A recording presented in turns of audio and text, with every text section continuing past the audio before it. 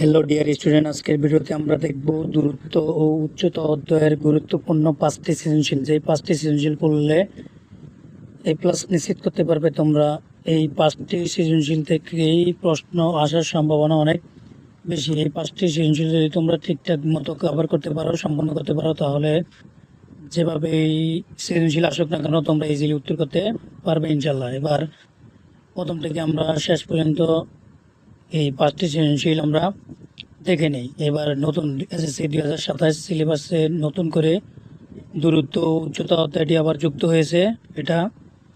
এই অধ্যায়টা তোমাদেরকে করা লাগবে। এটা মিশ্রিত বা আলাদা আকারে আসতে পারে। এটা ত্রিকোণমিতি অধ্যায়ের, এটা ত্রিকোণমিতি বিভাগে এটা যুক্ত হয়। ত্রিকোণমিতি অধ্যায় এবং দূরত্ব উচ্চতা অধ্যায় মিলিয়ে মিক্সড সৃজনশীল হয়ে থাকে। এটা আবার অনেক ক্ষেত্রে দেখা গেছে আলাদা সৃজনশীলও পরীক্ষায় আসে। তাহলে প্রথমে এখানে 1 নং সৃজনশীল। 1 নং সৃজনশীলে বলা আছে, একটি নদীর তীরে কোনো স্থানে দাঁড়িয়ে একজন লোক দেখলো যে ঠিক সোজাসুজি অপর তীরে অবস্থিত একটি টাওয়ারের শীর্ষের উন্নতি কোণ 60 ডিগ্রি। ওই স্থান থেকে পিছনের দিকে 32 মিটার পিছিয়ে গেলে টাওয়ারের শীর্ষের উন্নতি কোণ 30 ডিগ্রি। তাহলে এই হচ্ছে উদ্দীপক। এবার কী ধরনের প্রশ্ন হতে পারে? যেমন ক নম্বর হিসেবে আসতে পারে সংক্ষিপ্ত বিবরণ সহ উদ্দীপকের তথ্যটি চিত্রের মাধ্যমে দেখাতে হবে। এটা সংক্ষিপ্ত বিবরণ সহ উদ্দীপকের যেই কথাগুলো বলা আছে, তথ্যগুলো দেওয়া আছে, এই তথ্যের এলাকায় এটা চিত্রের মাধ্যমে এটা দেখাতে হবে। ক নম্বর প্রশ্ন বলছে যে টাওয়ারটির উচ্চতা নির্ণয় করো। গ নম্বর প্রশ্ন বলছে নদীটির প্রস্থ কত মিটার তা নির্ণয় করতে হবে। 2 নং সৃজনশীলে বলা আছে যে দুই নং সৃজনশীল বলা আছে, একটি গাছ ঝড়ে এমনভাবে ভেঙে গেল যে তার অবিচ্ছিন্ন ভাঙ্গা অংশ দণ্ডায়মান অংশের সাথে 30 ডিগ্রি কোণ উৎপন্ন করে। গাছের গোড়া থেকে 15 মিটার দূরে মাটি কি করে স্পর্শ করে। ক নম্বর প্রশ্ন বলছে যে উদ্দীপকের আলোকে একটি আনুপাতিক চিত্র অঙ্কন করো এবং সংক্ষেপে সেটা কি করো, বর্ণনা করো। খ নম্বর প্রশ্ন হিসেবে আসতে পারে গাছটির সম্পূর্ণ দৈর্ঘ্য নির্ণয় করো। উদ্দীপকের আলোকে গাছটির সম্পূর্ণ দৈর্ঘ্য এখানে নির্ণয় করতে হবে। গ নম্বর হিসেবে আসতে পারে গাছটির ভাঙা অংশ যদি দণ্ডায়মান অংশের সাথে কোনো কোণ তৈরি না করে মাটির সাথে 60 ডিগ্রি কোণ উৎপন্ন করে পূর্বের স্থানে মাটি স্পর্শ করত, তবে গাছটির কত উচ্চতায় ভেঙে ছিল। এবার আগেরটা ছিল গাছটির সম্পূর্ণ দৈর্ঘ্য, এবার হচ্ছে গাছটি কত উচ্চতায় ভেঙেছিল সেটা গ নম্বর প্রশ্নের ভিতরে এটা উত্তর, গ নম্বর প্রশ্নের উত্তর করতে হবে।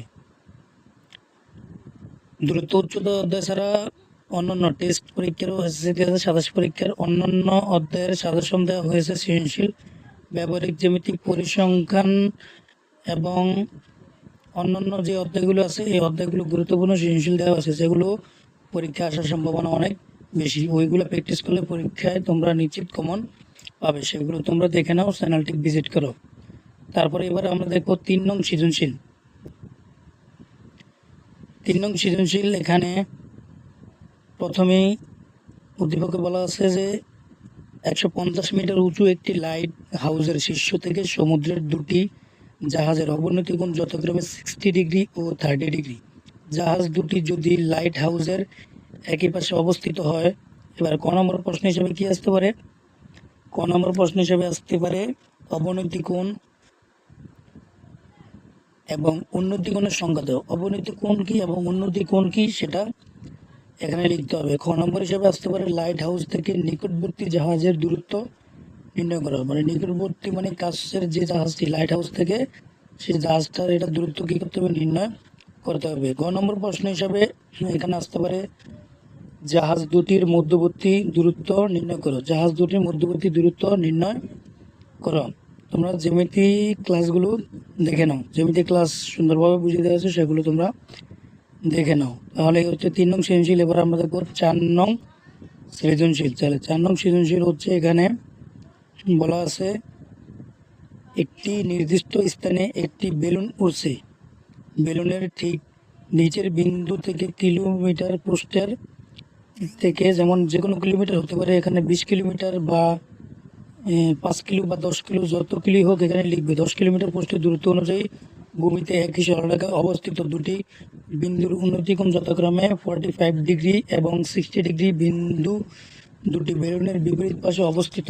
এই টাইপের প্রশ্ন সৃজনশীল আসার সম্ভাবনা বেশি, হয়তো সংখ্যা বা নাম পরিবর্তন হতে পারে, নিয়ম সব এক। ক নম্বর প্রশ্ন, এবার ক নম্বর প্রশ্ন হিসেবে আসতে পারে কিলোমিটার পোস্ট দুটির মধ্যবর্তী দূরত্ব মিটারে প্রকাশ করা এবং চিত্রটি আঁকো। কিলোমিটার যে পোস্ট দুটি আছে এই পোস্ট দুটির মধ্যবর্তী দূরত্ব মিটারে প্রকাশ করতে হবে এবং চিত্রটি কি আঁকতে হবে। তারপরে খ নম্বর হিসাবে আসতে পারে বেলুনটি মাটি থেকে কত উঁচুতে উড়ছে তা নির্ণয় করো। খ নম্বর হিসাবে আসতে পারে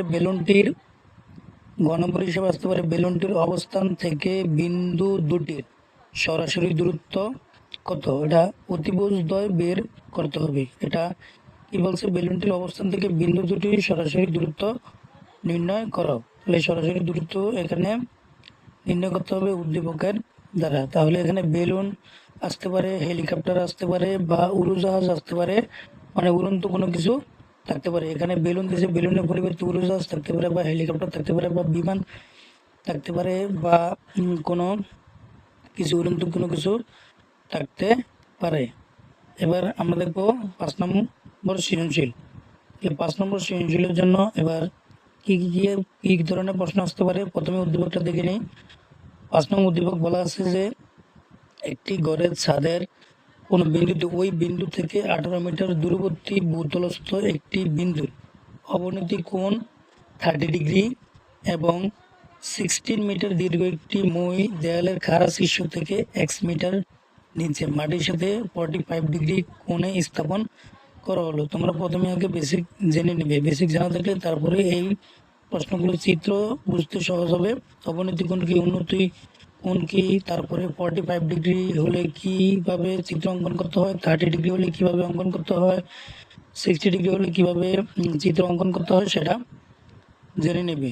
এবার ক নম্বর প্রশ্ন হিসেবে আসতে পারে প্রথম উদ্দীপকের আলোকে গড়টির উচ্চতা নির্ণয় করো। প্রথম যে উদ্দীপকটা আছে এখানে দুইটা উদ্দীপক, একটা হচ্ছে গড়ের, একটা হচ্ছে ময়ের। তাহলে প্রথম উদ্দীপকের আলোকে গড়টির উচ্চতা নির্ণয় করো। খ নম্বর প্রশ্ন হিসেবে আসতে পারে দ্বিতীয় উদ্দীপকের আলোকে দেয়ালটির উচ্চতা কত তা বের করো। গ নম্বর হিসেবে আসতে পারে মইটিকে যদি দেয়ালের শীর্ষ স্পর্শ করানো হয় এবং ভূমির সাথে কোণ পরিবর্তন করে 60 ডিগ্রি করা হয় তবে মইটির গোড়া দেয়াল থেকে কত দূরে সরবে। তাহলে আগে ছিল মইটির সাথে কোণ উৎপন্ন করে 45 ডিগ্রি, এবার হচ্ছে ভূমির সাথে কোণ পরিবর্তন করে কি 40 ডিগ্রি পরিবর্তে এখানে হচ্ছে 60 ডিগ্রি করা হয়, তবে মইটির গোড়া দেয়াল থেকে কত উচ্চতা ভাঙবে সেটা এখানে বের করতে হবে। এবার কোন থাকলে কিভাবে তোমরা চিত্র অঙ্কন করবে আমরা দেখে নিই। প্রথমে হচ্ছে এখানে 30 ডিগ্রি কোণের ক্ষেত্রে হচ্ছে লম্বের চেয়ে ভূমি বড় হবে, মানে লম্বটা ছোট হবে, ভূমিটা এখানে বড় হবে, যে 30 ডিগ্রি কোণের ক্ষেত্রে।